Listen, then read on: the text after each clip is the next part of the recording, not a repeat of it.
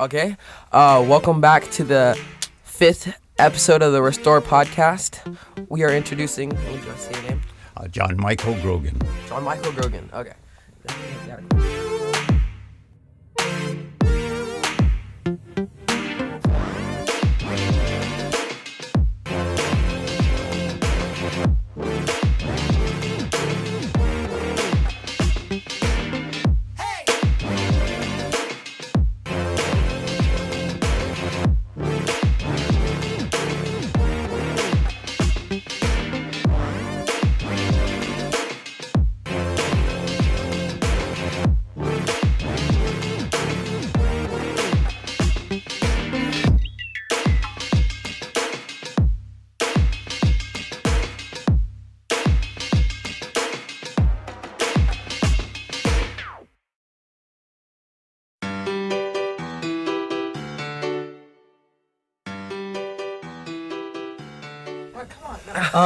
So, when did you first get into all the stuff like that you started, or Like all the speeches. Yeah, like what do you do?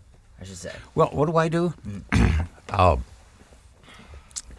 I'm basically, I came out of a real estate background, and then I did some training around the country and in Canada for real estate groups, and then they became generic groups, mixed, multiple industries, and then I wrote. Now here's something interesting. God took me into the cave. Now what that means is he isolates you where he is alone with you. He'll separate you from your friends where they can't influence you. He has the sole voice of influencing you, and that's what happened to me. Because in the 70s, when I was really flying high, it was all about me. And that's a problem we're facing today. It's called the big I. It's all about me. I think the world revolves in a 360-degree circle around my own navel. That's what we're facing in our society today, and millennials are all about that. So, but God cleaned my attic. He ripped up my pea patch. He isolated me, took me into the cave where he could get my attention. But he didn't leave me just hanging there. He arranged for me through a friend to write some books. And I wrote about 5 books, and 2 of them were bestsellers. But before you're overly impressed, you only have to sell 5,000 books to be considered a best-selling author. But at least at least I can say a best-selling author, and that has more influence than just saying I'm a speaker in getting future engagements. Yeah. Okay? Okay, I got a question for you. Sure. When you were little, what did you want to become? Like, did you want to go into writing books and all this, or did you want to become something else? And just God led you down a different path? No, actually, and this is kind of humbling, but I have a twin brother and named Thomas, and I flunked the 2nd grade.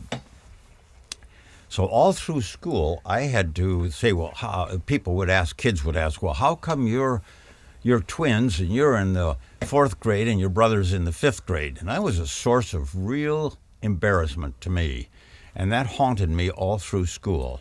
So I was kind of withdrawn, and so I wasn't good at school. I liked school, but it wasn't good to me. I was just a step behind. They didn't have a what do they call them classes now where the slow people attend. The honors classes. The honors classes and those where it's like certain really kids, really smart kids, like where they do it. Right. Yes. Well, I was the opposite of the really smart kids.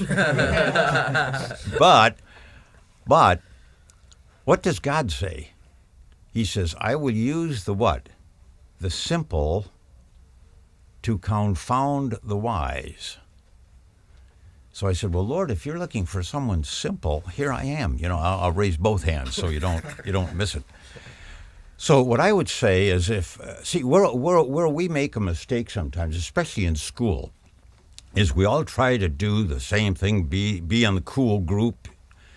And I don't think that's really wise, because as long as you're trying to be something, God can't deal with you, because you're doing your plan. You think your plan is the A plan, and God's plan, if at all, is the B or C plan. And so we all have to come to a place in our life. It could be early, could be later with me. I was 44 years of age before I surrendered to the Lord. So I lost a lot of time. And but we do have to give it up. We have to give ourselves up someday. We have to surrender. We have to let God do business with us, because His way is really the only way, as you probably all well know. You know, you have dreams, you have aspirations, but getting back to your question, I came to a point. I was 44 years of age when I surrendered to the Lord, and I said I was going to listen to the Lord. And one of the other things He says is, live a day at a time. Don't be concerned about tomorrow. Be prepared as best you can, but don't worry, because worry is a sin, because worry says God's arm is too short.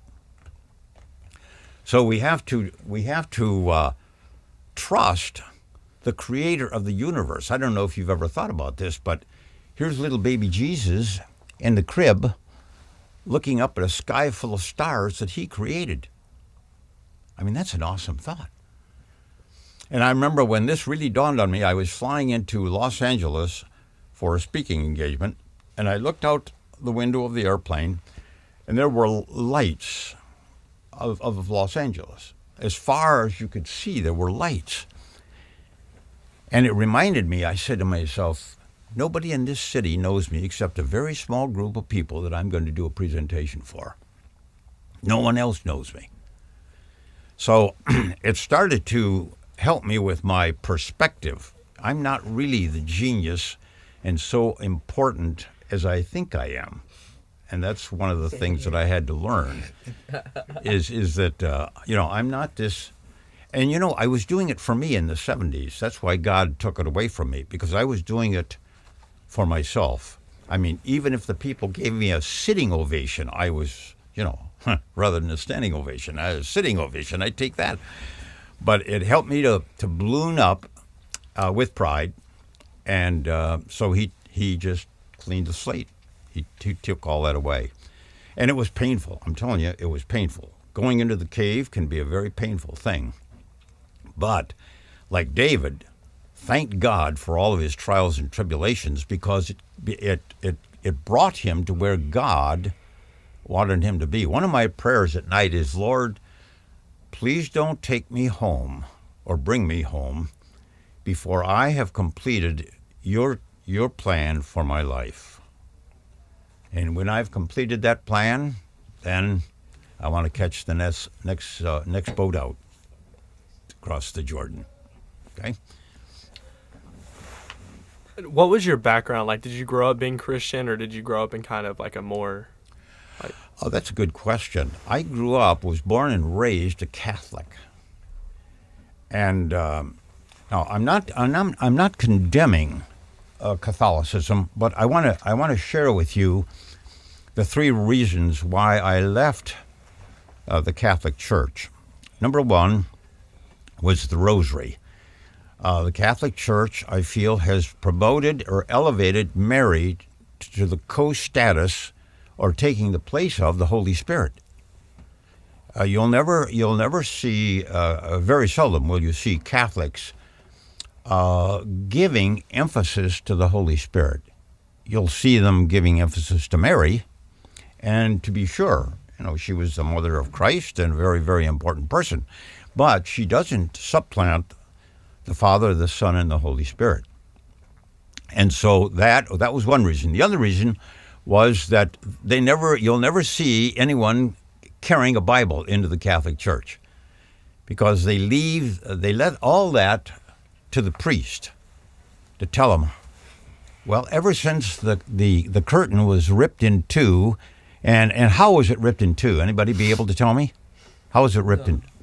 The what current When Jesus died, the veil when it got torn. the who? When Jesus died, I'm so confused. all the veils torn right in half. Oh, you mean Right. the thing in the sky? Yes. No. What? No. Why would there Okay. be- When Christ died on the cross, the curtain in the temple was torn in two.